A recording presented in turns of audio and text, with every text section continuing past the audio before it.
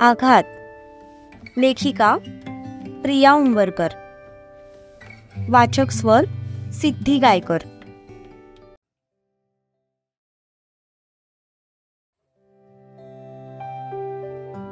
शीला मावशी, आज नॉनव्हेज बनवायचंय.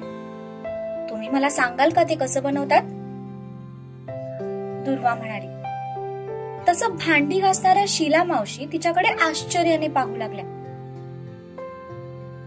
ताईसाहेब, अहो तुम्हाला तर वाजबी सहन होत नाही, मग तुम्ही कसं बनवणार?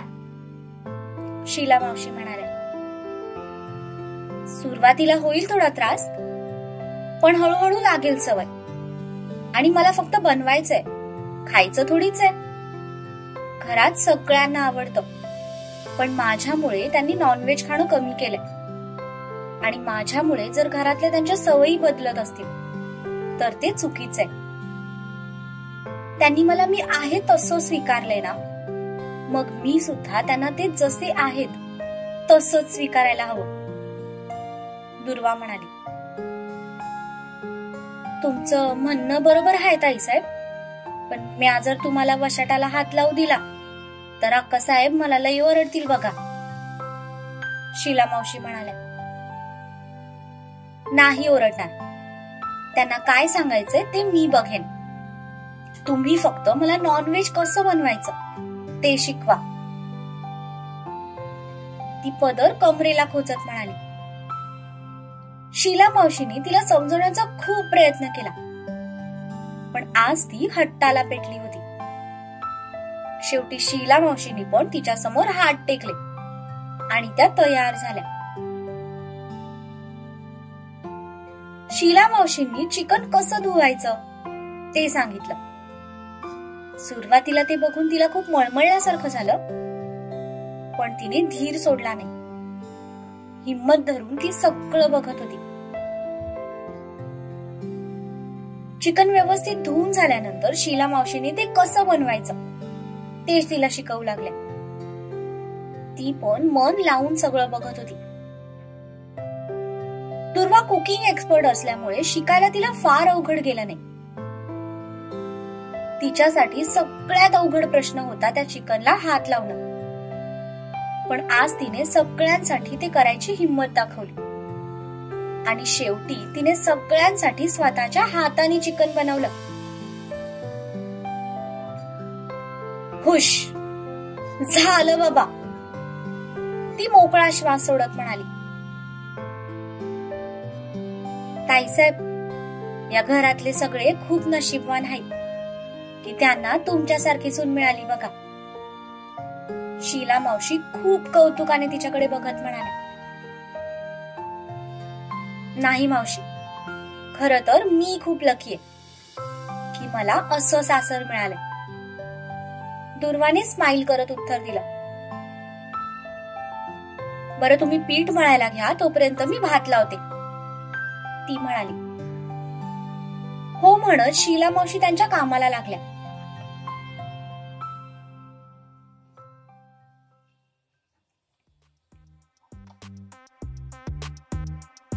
ए सूर्या, आज चल ना, पाठीमागून शिवा त्याला धक्का देत म्हणाला. नुकतेच दोघे स्टडी रूमच्या दाराजवळ आले होते, पण आज जायची दोघांचीही हिंमत होत नव्हती. खुसूरपुसूर करून झाली असेल तर आता आत या, सत्याचा आवाज आला. तसं दोघे आवंढा गिळत आतमध्ये आले. भाई, तू आम्हाला बोलवलंस? शिवाने चेहऱ्यावर स्माइल ठेवत विचारलं. बसा, सत्या म्हणाला. तसे दोघे गुड बॉय सारखे समोरच्या चेअरवर जाऊन बसले. सत्याने 2 बॉक्स त्यांच्या समोर पकडले. हे घ्या, तो म्हणाला. हे काय आहे? सूर्याने विचारलं.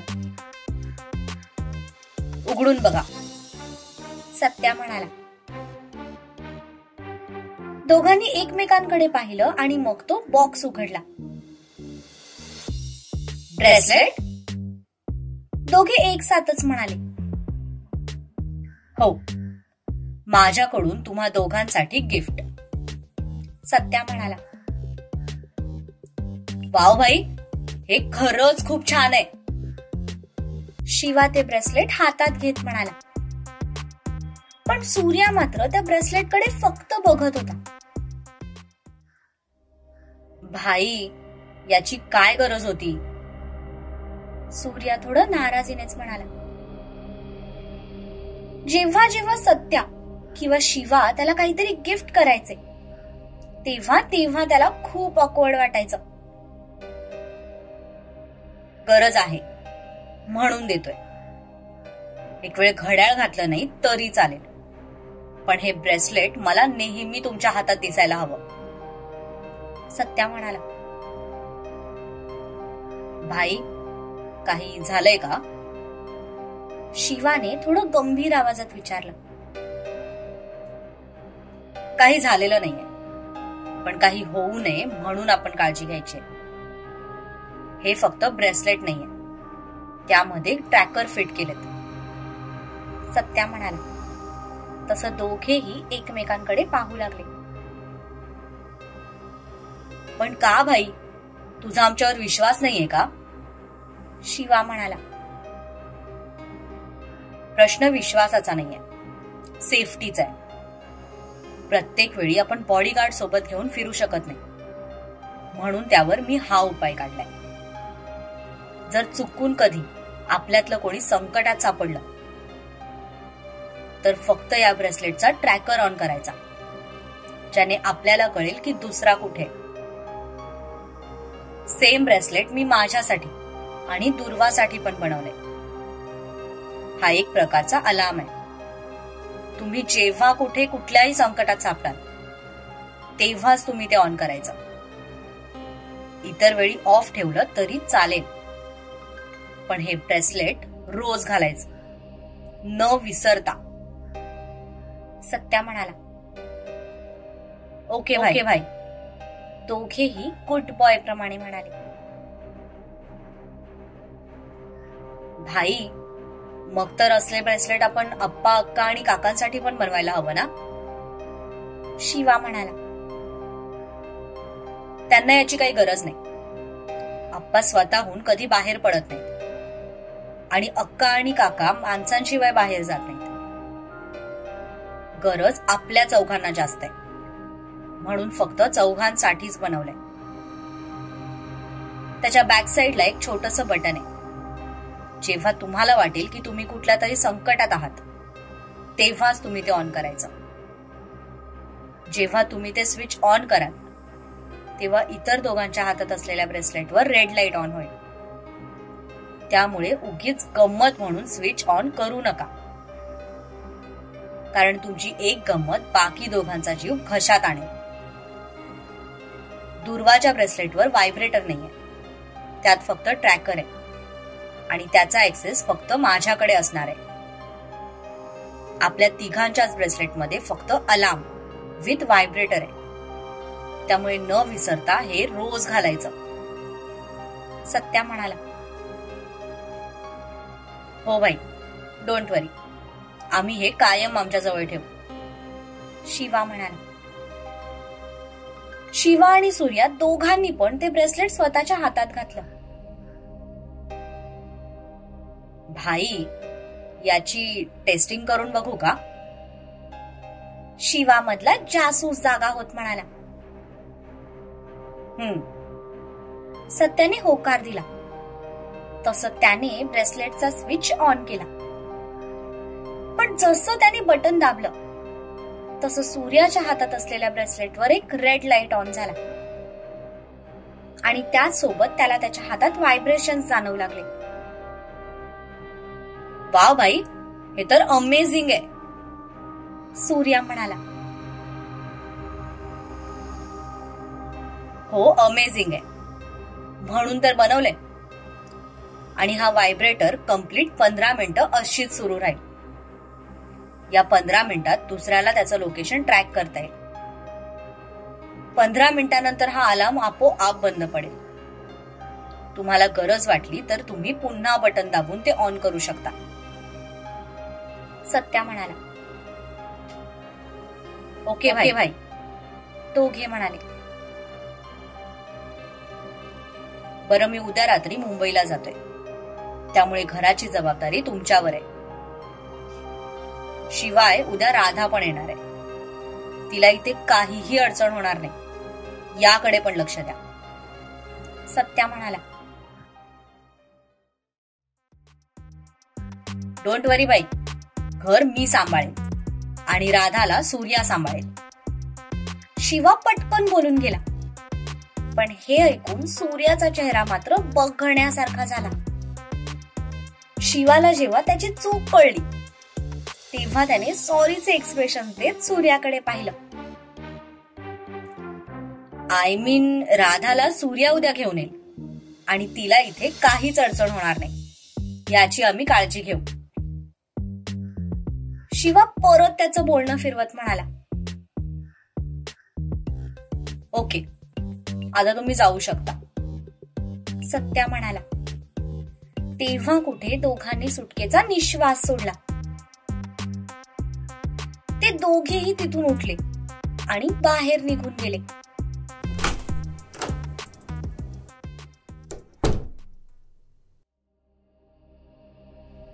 कोण किती पाण्यात आहे ना ते मला चांगलंच माहितीये. फक्त पोहण्याच्या नादात बुडू नका म्हणजे झालं. सत्या दरवाजाच्या दिशेने बघत म्हणाला.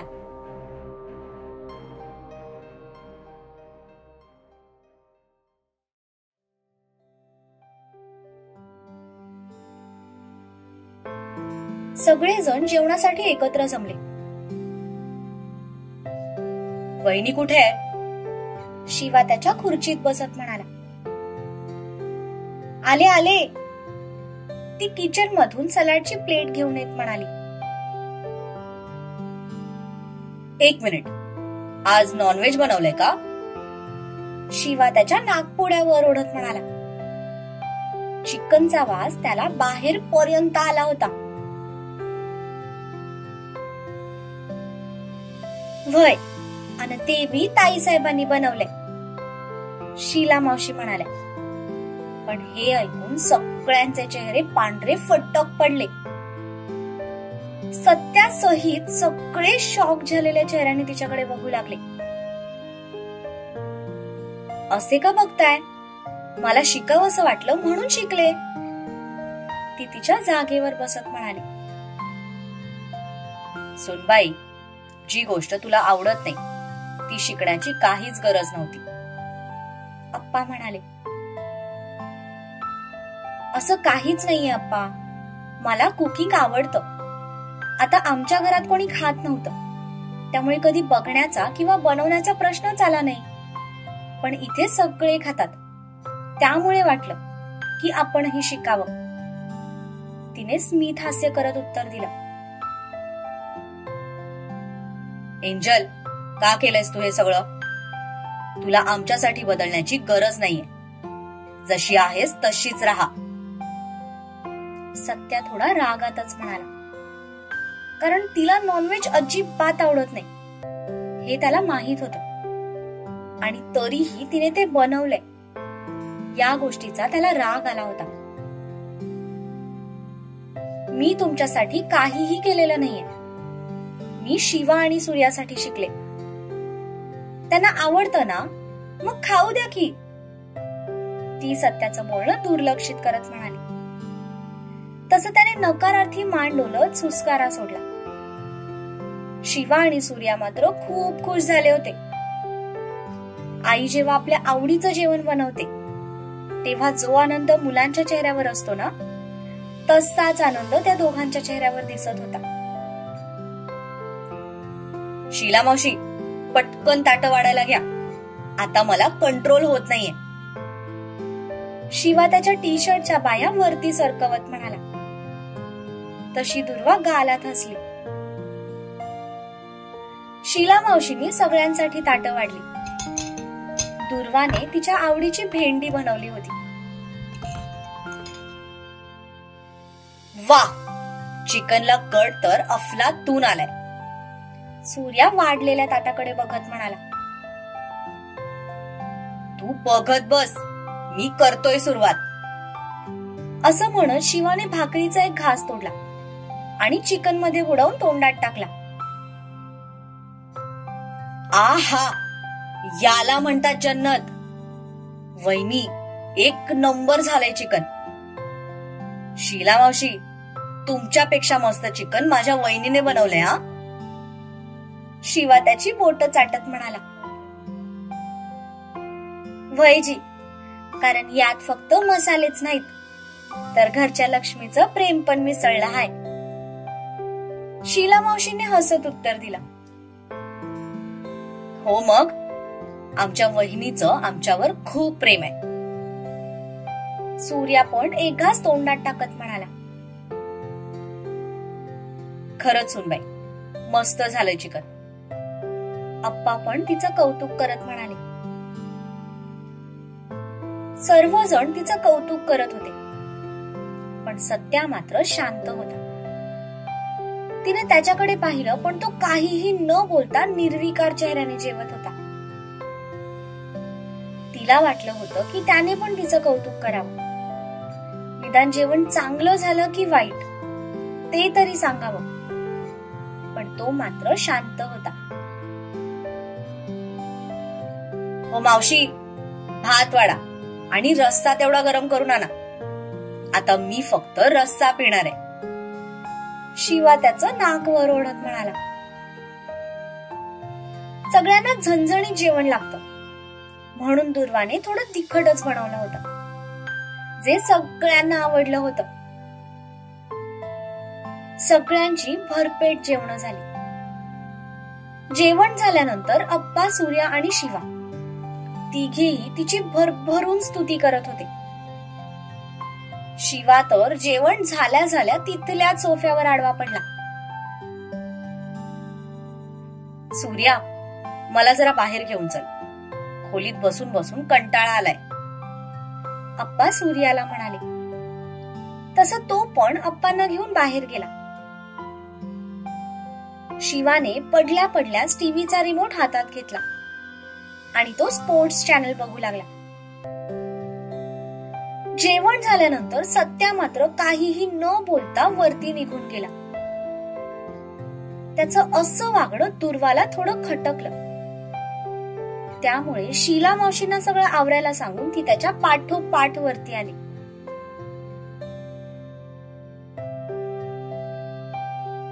काय झालं जीत?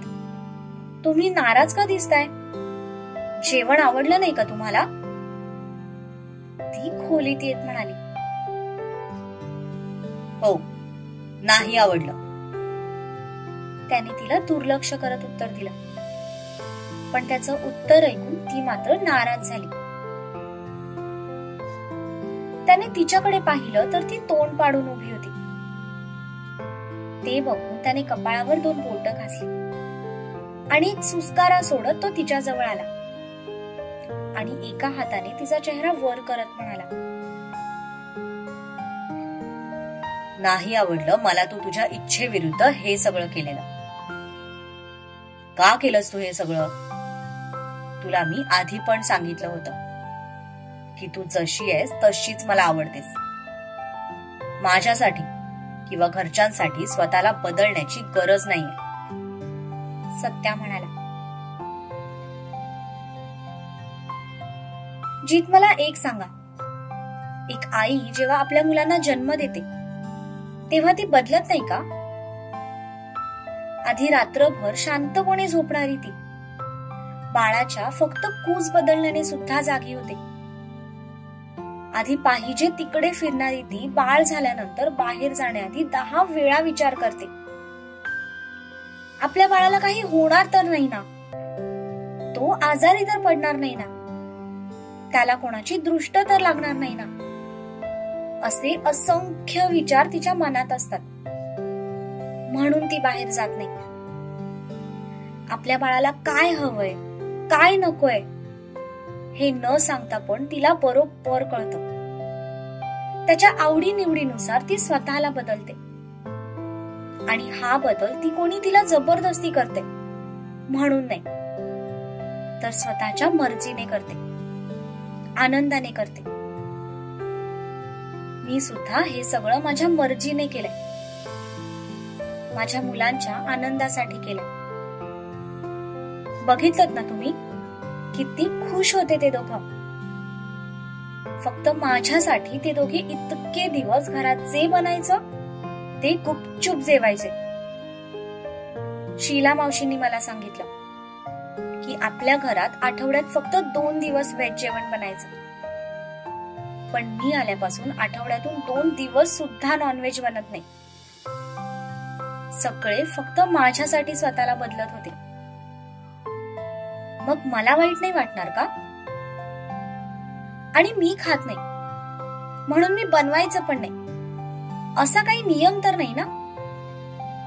मी माझ्या मुलांसाठी शिकले आणि इथून पुढे त्यांना जेव्हा पण खायची इच्छा होईल तेव्हा मी बनवणार, मग तुम्हाला ते आवडो किंवा न आवडो, ती म्हणाली. पण हे ऐकून सत्याला मात्र खूप भरून आलं होतं. ती फक्त त्या दोघांना त्यांची मुलं मानत नव्हती, तर मनापासून ते नातं निभावण्याचा प्रयत्न करत होती. त्याने तिचा चेहरा ओंजळीत पकडला आणि तिच्या कपाळावर ओठ टेकवत तिला मिठीत घेतलं. I am so proud of you angel. खरंच आज मला खूप गर्व होतोय की मी तुझ्यावर प्रेम केलं. तो तिला मिठीत घट्ट आवळत म्हणाला. आणि मी स्वतःला खूप नशीबवान समजते की मला तुमच्यासारखी माणसं मिळाली.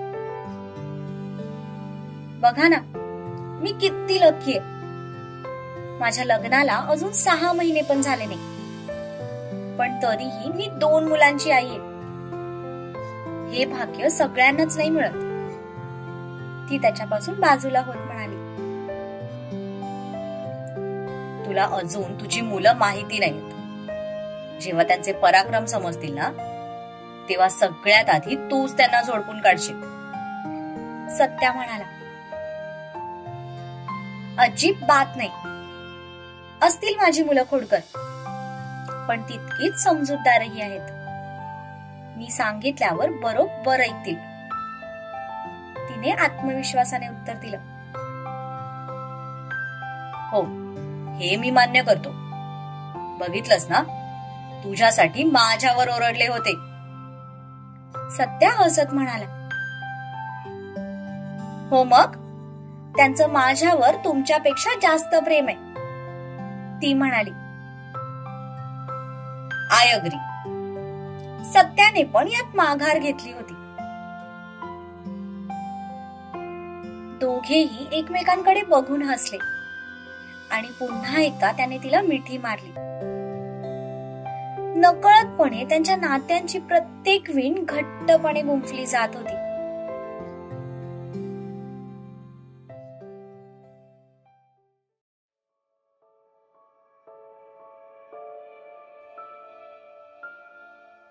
शिवा त्याच्या खोलीत इकडून तिकडे फेऱ्या मारत होता. इतका वेळ सगळ्यांसोबत त्याला त्या मुलीचा विसर पडला होता. पण रूम मध्ये येताच त्याला ती रेस आठवली आणि त्याच सोबत आठवले त्या मुलीचे हिरवट डोळे. कोण होती ती मुलगी? खरंच होती की माझा भास होता तो? नाही, तो माझा भास तर नव्हता. नक्कीच ती मुलगी त्या रेसमध्ये होती. पण मग जर ती होती तर अशी अचानक गायब कशी झाली? ज्या स्पीडने ती बाईक चालवत होती त्या स्पीडने ती आरामात रेस जिंकू शकत होती. मग लास्ट मोमेंटला ती गायब कशी काय झाली? तो स्वतःलाच प्रश्न विचारत इकडून तिकडे फेऱ्या मारत होता. शेवटी फेऱ्या मारून तो दमला आणि सोफ्यावर बसत त्याने दोन्ही हातांनी डोकं गच्च पकडलं. आपल्याला वेड लागेल की काय, अशी त्याची अवस्था झाली होती. काही केल्या त्या मुलीचे हिरवट डोळे त्याच्या नजरेसमोरून जायला तयारच नव्हते.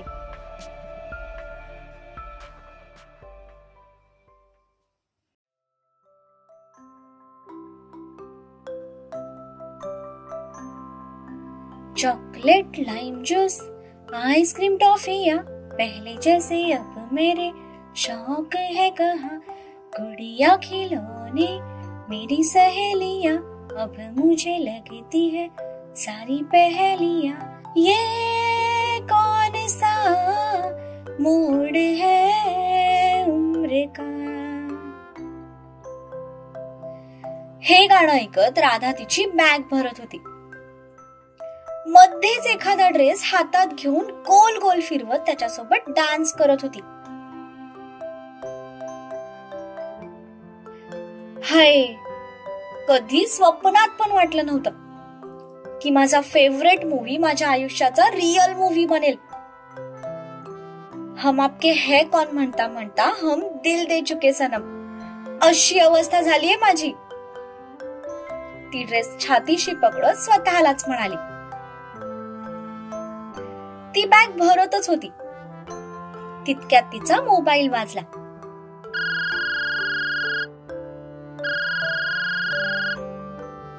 स्क्रीनवरचं नाव बघून तर तिला आकाश ठेंगणं झालं. ती पटकन दाराजवळ गेली आणि तिने बाहेर डोकावून पाहिलं. पण एव्हाना तिचे आई बाबा झोपायला निघून गेले होते. ते बघून तिने सुटकेचा निश्वास सोडला आणि दरवाजा बंद केला आणि पळतच फोन जवळ आली. तिने स्वतःचे वाढलेले श्वास नॉर्मल केले आणि फोन रिसीव्ह करत गोड आवाजात म्हणाली, हॅलो. कांटे नहीं कटते हैं लम्हे इंतजार के, कांटे नहीं कटते हैं लम्हे इंतजार के, नजरें जमा के बैठे हैं रस्ते पे यार के, दिल ने कहा देखे जो जलवे हुस्न यार के, दिल ने कहा देखे जो जलवे हुस्न यार के, लाया है कौन इनको फलक से उतार के. समोरून सूर्या म्हणाला. तशी ती कमालीची लाजली. अगं ए, खास तुझ्यासाठी मी ही शायरी पाठ केलीये आणि तू मला काहीच उत्तर देत नाहीयेस. पलीकडून त्याचा आवाज आला. तशी ती खुदकन गालात हसली. शायरी मनाने केली असती तर नक्कीच कौतुक केलं असतं. ढापलेली शायरी समोरच्याला ऐकवायची. दिस इज नॉट फेअर. ती बेडवर उत्ताणी झोपत उशी पोटावर पकडत म्हणाली, तू शायरीचे शब्द बघ, माझ्या सिच्युएशनला परफेक्ट मॅच करतायत. इनफॅक्ट तो पूर्ण पिक्चरच आपल्या सिच्युएशनला परफेक्ट मॅच करतोय. हम आपके है कौन, तो म्हणाला. कोई नाही, पलीकडून तिने उत्तर दिलं. तसा बिचाऱ्याचा चेहराच पडला. तू ना माझ्या सगळ्या फिलिंग्सचा एका मिनिटात कचरा करतेस, तो गाल फुगवत म्हणाला. सॉरी, तिने उत्तर दिलं. सॉरी नॉट एक्सेप्टेड, त्याचा आवाज आला.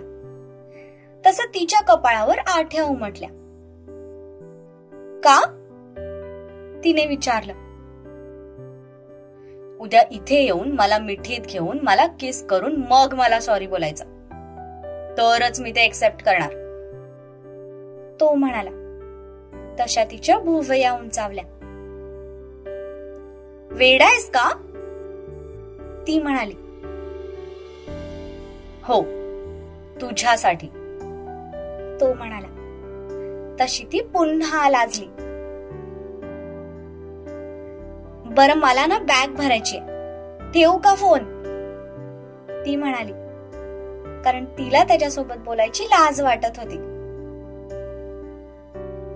तू ना खूप अनरोमॅन्टिक आहेस, तुला थोडा रोमॅन्स शिकवावा लागेल, तो म्हणाला. तसं तिच्या पोटात गोळा आला.